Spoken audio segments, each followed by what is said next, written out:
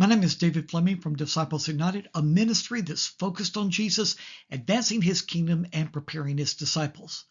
Now, we've been studying about the bread that the Lord sent from heaven to sustain the Israelites on their journey from Egypt to Israel.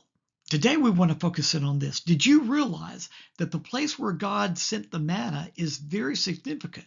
Where was it that God sent the manna? He sent it to the Israelites when they got into the desert. Now, let me read to you Deuteronomy chapter 8, verse 2 that tells us, remember how the Lord your God led you all the way in the desert these 40 years? So they were in the desert 40 years. And how did the Lord feed them? How did he provide for them? He sent them bread from heaven. Jesus talked about it in John chapter 6, verse 31, where he said, our ancestors ate the manna in the wilderness. As it is written, he gave them bread from heaven to eat. Now, what's interesting to me is how when God spoke of the manna, the bread of heaven, he called it bread from heaven. That is his perspective. But when man looked at it, his perspective was so totally different. He said, what is this? What is it? And that's where it got its name, manna, because manna, when it's translated, means, what is it? And this teaches us God sees things so differently than we do. He sees the blessing that it's going to be. He sees the miraculous provision that it's going to give us. And sometimes all we do is complain. We grumble because it's not what we wanted.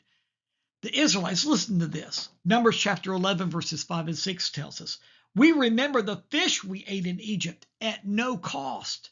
Also the cucumbers, melons, leeks, onions, and garlic. But now we have lost our appetite. We never see anything but this manna. Y'all, this manna was what God miraculously provided for them that was going to give them all the nutrition that they needed to keep them healthy throughout their wilderness journey. And they were complaining about it. But let's be honest. Are we any different? Jesus has brought us so many blessings. He said, I came that you might have life and that more abundantly. But sometimes all we do is grumble and complain because he's not doing it our way. Well, let me tell you, he's not going to do it our way because our way so often leads us into trouble. There's a way that seems right unto a man, as the Proverbs say, but its way leads to death. If we want the abundant life that Jesus wants to give us, then we've got to receive that which he has come to give us. So it's time for us to start turning our circumstances into a place that we can have a meeting with Jesus. Yes, sometimes our circumstances are difficult. Sometimes they're not exactly what we would want them to be.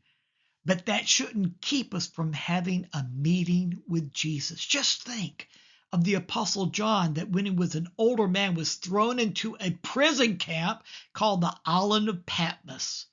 And there he, instead of grumbling and complaining, he turned it into a sanctuary of having a meeting with Jesus. And the result of that was the book of Revelation that he wrote about this meeting that he had with Jesus that was just so miraculous. So I want to encourage you in your wilderness season. I don't know what you're going through. It might be more difficult than anything you've ever gone through before.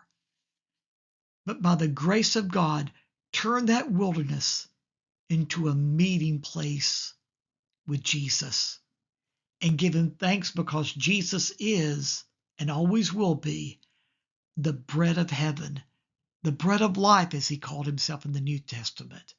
That if we'll just receive from him, we will derive from it blessing upon blessing. So I challenge you, spend some time with Jesus and begin to feast on him. He is your bread of life. But there's more to learn about the bread of heaven, so join with me tomorrow as we dig in some more of God's word about the bread of heaven. See you tomorrow.